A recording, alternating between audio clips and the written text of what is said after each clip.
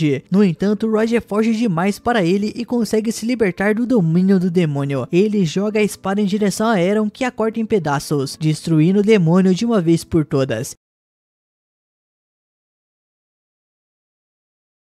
De volta à guilda, o Rod finalmente recuperou a sua paixão pela esgrima, e graças à fama que o nosso prota trouxe para o grupo, agora há uma fila enorme de novos aprendizes querendo treinar com ele, e os coitados imploram por misericórdia, dizendo que não aguentam mais aquele ritmo insano. Enquanto isso, um dos alunos está escondido atrás de uma parede, tentando escapar do treino, quando Lisa o encontra. Ela pergunta por que ele está enrolando em vez de treinar com os outros, mas o rapaz explica que o Rod está pegando pesado demais, e ele só precisava respirar um pouco. A Lilia admite que o pai realmente ficou mais dedicado à espada depois de conhecer o Eron. O garoto então pergunta onde está o nosso prota, já que ele não apareceu o dia todo. A Lilia conta que o Eron saiu da guilda recentemente e que Helena também se foi, correndo atrás dele. Ela tenta manter a postura, mas acaba chorando, dizendo que não acha justo ele tê-la deixado para trás. Enquanto isso, o nosso prota está a caminho da sua cidade natal. O cocheiro se espanta ao saber que ele venceu o torneio do Deus da Espada em tão pouco tempo na capital e pergunta se ele tem mesmo certeza de que quer ir embora agora, no auge da sua fama, mas o nosso prota responde que já aprendeu tudo que podia ali, não há mais para o que buscar. Além disso, ele quer voltar para casa e testar as suas novas habilidades, pois acredita que com tudo que aprendeu, talvez finalmente consiga derrotar a sua mãe. Na vila natal do Eron, a sua mãe está no jardim colhendo flores quando ele aparece e tenta se aproximar de surpresa, mas sem nem olhar em direção a ele, ela o chama pelo nome, já sabia que o nosso prota estava ali. Ela diz que está feliz em vê-lo e comenta que ele realmente ficou mais forte, já que só percebeu sua presença quando ele estava bem perto. O Eron vai direto ao ponto, conta que venceu o torneio do Deus da Espada. A mãe fica radiante e diz que também venceu quando tinha a idade dele, mas antes que ele possa desafiá-la para um duelo, ela decide mostrar quem ainda manda e aparece na frente dele em um piscar de olhos, tão rápida que ele nem conseguiu nem reagir. A mãe diz que adoraria lutar com ele, mas que se fizessem isso ali, acabariam destruindo a casa. Então convida o filho para ir até o campo de treino atrás da montanha, e ele aceita na hora. Quando chegam, Farah diz que está animada em ver o quanto o filho cresceu, e já parte para cima dele com um ataque rápido como um raio. Dessa vez o nosso prota consegue reagir, levanta a espada a tempo e bloqueia o golpe. Ele então salta no ar e combina dois ataques, o corte divino e o corte das lâminas gêmeas, mas Farah defende todos com facilidade. Impressionada, ela elogia a criatividade do filho por combinar essas técnicas, mas o nosso prota pergunta qual habilidade ele usou para bloquear tudo aquilo, já que nunca tinha visto nada parecido. A sua mãe apenas sorri e diz que não usou habilidade nenhuma, apenas técnica pura. Observando a mãe, o nosso prota percebe que não precisa depender tanto de habilidades especiais. Às vezes o verdadeiro domínio vem da prática simples. Enquanto isso, na vila, os moradores ouvem barulhos ensurdecedores vindos da floresta. Todos entram em pânico achando que um monstro poderoso está atacando, mas na verdade são apenas Farah e o nosso prota lutando com tudo que tem. Farah tenta usar a presença divina para deixá-lo mais lento, mas o Eren já dominou essa técnica e ela não surte mais efeito. Surpresa com o quanto o filho evoluiu, ela avisa que agora vai lutar a sério, e ele diz que fará o mesmo. Os dois avançam ao mesmo tempo e se chocam com um ataque supremo, o Infinity Break. Enquanto isso, a Lena também chega de volta à vila, mas não encontra ninguém por perto. Ela vai até a casa dele e bate na porta, mas para sua surpresa, quem abre é uma garotinha. Lena, confusa, acha que deve ser a irmã mais nova do Eren. Então a Lena pergunta se o nosso prota está por perto, mas a garotinha dá uma boa olhada nela e imediatamente fica com ciúmes. Chamando a Lena de coisas que eu não posso dizer, ela tenta bater a porta na cara dela. Nisso, a Lena, sem entender nada, segura a porta aberta e tenta explicar que só quer falar com o nosso prota, mas a menina se recusa a ouvir e diz que ele nunca se interessaria por uma igual ela. Nesse momento, o Eren e a Farah chegam em casa. Farah rapidamente repreende a filha, mandando parar de ser rude com a visita. A menina pergunta quem venceu e Farah responde que o Eren saiu por cima. A Lena fica impressionada, afinal Farah é uma deusa da espada. O Eren modesto diz que só ganhou porque a Farah não treina com a mesma seriedade de antigamente. A sua mãe reclama que ele não devia dizer isso, pois a faz parecer uma velha, e o nosso prota responde dizendo que ela continua bonita demais para isso. Todos riem e vão embora, sentando na mesa para conversar. A sua mãe até quer ouvir sobre as aventuras do Eren na Cidade da Espada, mas o que ela quer realmente saber é como ele e Lena se conheceram, afinal ela adora uma boa história de romance, e eu também, né, não vou julgar. O Eren explica que os dois moraram juntos enquanto ele estava na cidade, o que fez a Farah ficar toda animada, mas a Lena logo esclarece que eles só são companheiros da guilda, nada de coisas indecentes. O nosso prota pergunta o motivo da visita, e a Lena diz que vem entender por que ele abandonou o grupo sem se despedir, e o nosso prota só responde que deixou uma carta de renúncia oficial, mas a Lena insiste que ele poderia ao menos ter dito adeus pessoalmente. Nisso, a sua mãe interrompe, dizendo que acha bonito a Lena se importar tanto, mas Lena explica que na verdade aquela também é sua cidade natal, e que além de ver o Eren, ela veio pedir algo importante. Ela olha para a Farah e pergunta se poderia aceitá-la como uma discípula. A Farah fica surpresa com o pedido, mas antes que possa responder, alguém entra na porta. É Evans. Evans chega aflito, dizendo que ouviu um som terrível vindo do outro lado da montanha e teme que seja um monstro. Farah, sem querer levar bronca, mente e diz que já derrotou um monstro. Aliviado, o Evans relaxa e então nota Lena. Ele demora a reconhecê-la, mas logo comenta como ela está parecida com a sua falecida esposa. Pergunta o que ela tá fazendo ali e Farah brincalhona responde que Lena veio aprender como ser uma boa esposa para o nosso prota. O Evans cai em lágrimas, achando que a filha vai se casar, mas a Lena entra em pânico e explica que só quer treinar espada com a Farah. A deusa dá risada e diz que pode ensinar as duas coisas, lutas e tarefas de casa. A Lena pede ajuda a Evans para convencer a Farah do contrário, mas para sua surpresa ela apoia a ideia, dizendo que desde a morte da esposa sempre se preocupou com o futuro da filha, já que só sabia ensiná-la a lutar. A Farah então garante que cuidará bem da Lena e Evans, satisfeito, se despede. A Lena fica sem entender como a situação saiu totalmente do controle, e enquanto isso o pai de Eren está trancado no escritório, focando apenas nas suas pesquisas de magia, e já tinha ouvido toda a confusão do lado de fora. Quando o nosso prota entra, ele pergunta como o estudo está indo, e o seu pai responde animado que está perto de uma grande descoberta, algo que pode se tornar uma técnica suprema. Logo muda de assunto e pergunta se é verdade que o Eren trouxe uma namorada para casa. O Eren, meio sem graça, diz que ela é mais bela do que fofa, e em seguida revela o motivo da visita. Quer que o pai o ensine magia, mas o homem balança a cabeça e diz que isso é impossível, que o Eren devia desistir. Enquanto isso, Farah está na cozinha tentando ensinar a Lena a cozinhar. A garota promete dar o seu melhor, mas sem nenhuma experiência ela acaba destruindo a mesa com um golpe. A Farah apenas ri, dizendo que elas vão começar do zero. Mais tarde, o Eren e o pai terminam de consertar o estrago, e o Eren pergunta por que ele não usou magia para isso. O seu pai responde que Farah prefere quando ele faz as coisas à mão, mas para agradar o filho, ele pega uma caneta quebrada e a reconstrói com um feitiço. O Eren fica fascinado e pergunta se não poderia tentar aprender também. O pai explica que magia depende de uma quantidade de mana no corpo, e isso não se desenvolve com o treino. O Eren então o lembra que pode ter recuperado mana ao beber uma das poções estranhas na guilda, achando que era um veneno. O pai, surpreso, pede para ele tentar concentrar essa energia, e depois de um tempo, um pequeno brilho azul aparece na palma da mão do Eren. Leon fica emocionado. Aquilo prova que o filho realmente tem mana, ainda que pouca. Exausto, o nosso prota apaga apaga logo em seguida, e o pai diz que ele vai precisar aumentar a sua reserva mágica antes de lançar qualquer feitiço. No dia seguinte, o Eren vai até uma loja e compra todos os frascos de poção de mana disponíveis, começando um intenso treinamento. 6 meses depois, o seu poder já evoluiu bastante para manter uma esfera de energia nas mãos. O pai o parabeniza e explica que ainda há um longo caminho pela frente. O seu nível de mana equivale ao de uma criança de 10 anos, então entrega a ele um pergaminho com inscrições mágicas, explicando que como ele não tem classe de mago, ele vai precisar memorizar cada feitiço manualmente. Vai ser difícil, mas há uma opção: estudar na cidade da magia. Só que antes disso, ele precisa elevar a sua mana até o mínimo exigido.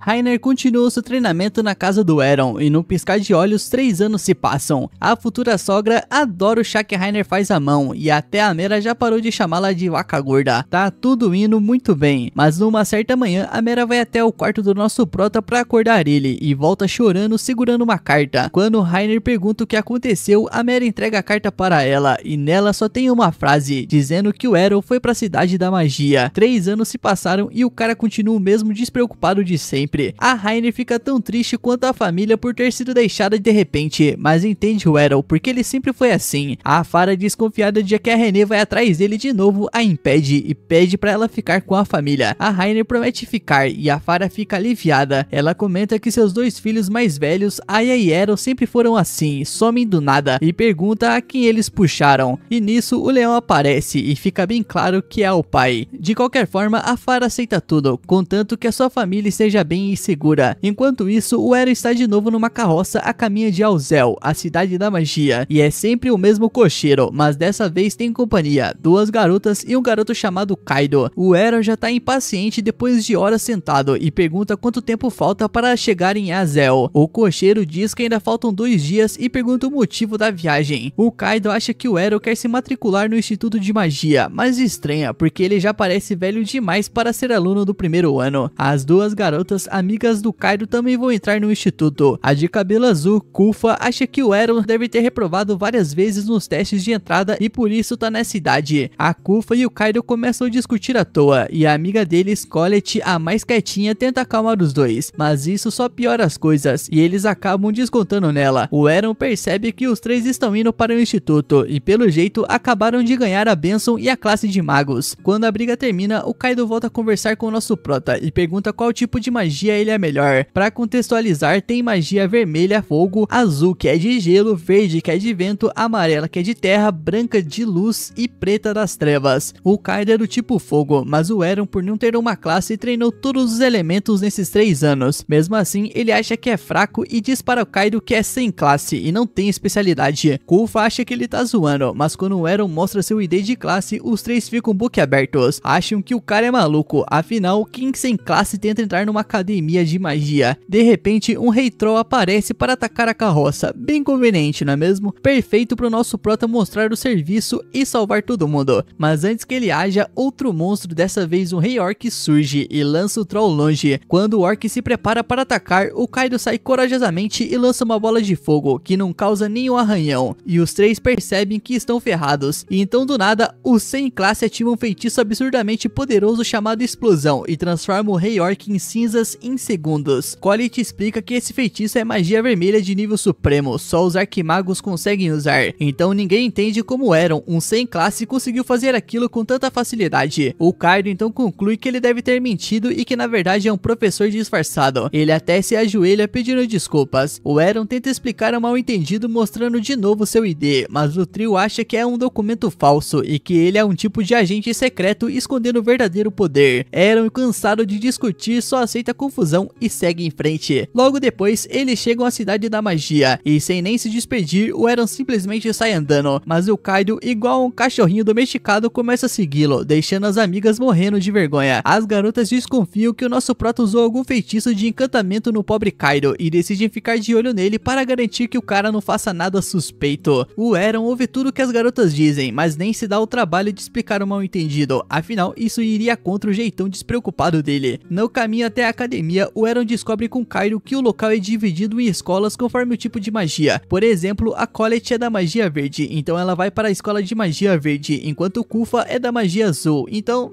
você já sabe, né? Isso, claro, se elas passarem no exame exame de admissão. O Kaido acha que o nosso prota vai querer fazer o teste na escola de magia vermelha, supondo que ele seja especialista em fogo, e puxa o cara pelo braço até lá. Dessa vez, felizmente, a inscrição do Eren não é recusada, por ele ser um sem classe. Com as inscrições aprovadas, os dois vão direto pro campo de testes, e a prova é bem simples. Acertaram uma estátua com uma bola de fogo, acertou, passou. Aí aparece um carinha metido, como sempre, né? Tinha que ter,